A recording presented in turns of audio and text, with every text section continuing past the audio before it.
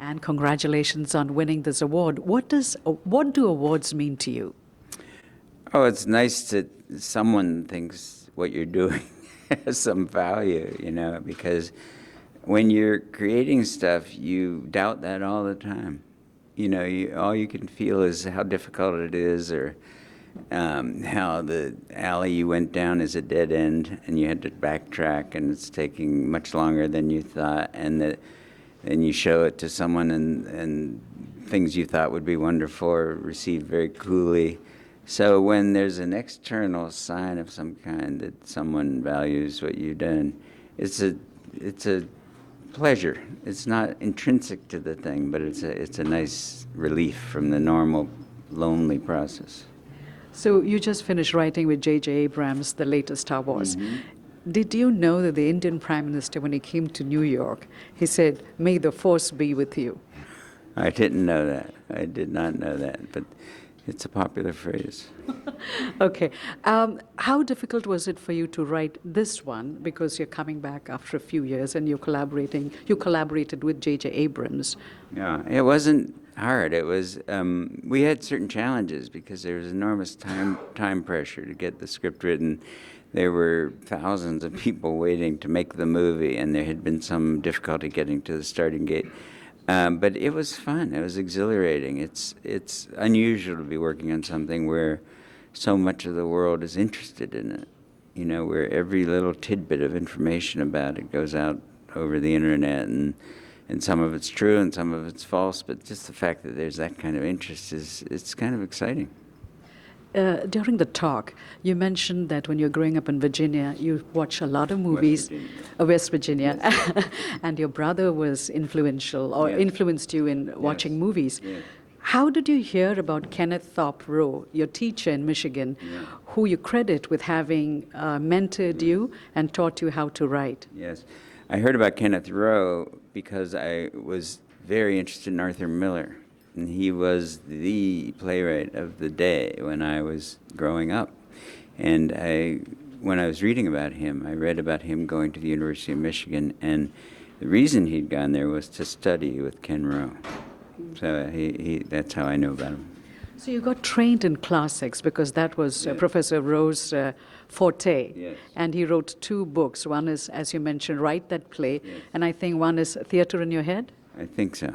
Okay, or Play in Your Head. Yes, what did you learn from him in terms of structure and reading Aristotle and reading the Greek classics? That's what it is. It's hard to sum up in a sentence, but that's what it is. It's a basic dramatic construction, classical construction that has been used since people started writing plays and telling stories. And he had a way of teaching it that was understandable and very accessible. And it never fails. If you're sitting down to tell a child a story at night, you use the same kind of structure. Once there was a boy, and he lived in a place, and the little girl moved in next door, and then there was a big storm. And it's all the same sort of storytelling. You tell here's the situation, here's what changed, here's the adventure that started. Was there a special twist that Professor Rowe put on that structure? I read somewhere that he always introduced conflict first. Well, that is always part of it, because it's one thing to have the players and the characters, but if there's no conflict, then it just sits there. You can write poetry about that, and you can write a novel in which you put off the conflict for quite a while, but it's very hard to do theater and film where the conflict doesn't make itself apparent pretty quickly. So when you've worked extensively with George Lucas, yes. what is it that he saw in you that he brought you in to write so many of his screenplays?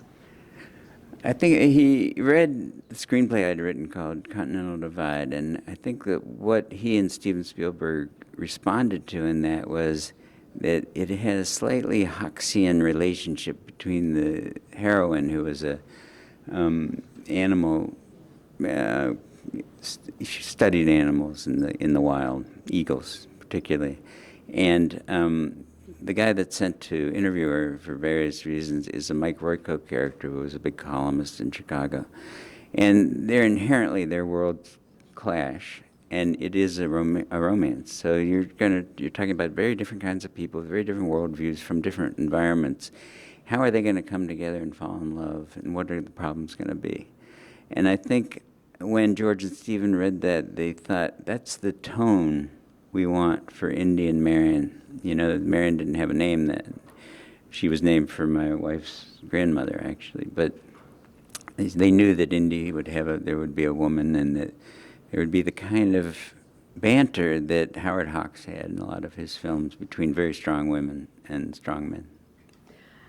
When you look at your own movies that you've written, Bodyguard, Big Chill, they're diametrically opposite from the ones that you wrote for George Lucas and Spielberg, because the ones like you yourself mentioned, dirty movie is how Lucas described Yeah. the film.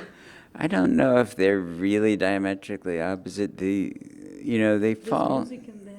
Yeah, there's music in all of these movies. Music is a big important part of, whether it's literal music, and the scores in Body Heat and Big Chill are just as important as in Raiders or Empire, But there's also the music of the language, the way that people relate to each other. What do they understand about each other? What don't they understand? That's the music of the movie, too. And that's pretty much the same no matter what you're writing, You're just aiming to achieve one or another kind of effect. Do you have an iPhone or an Android phone? Well, I have an iPhone. Thank you so much. All right.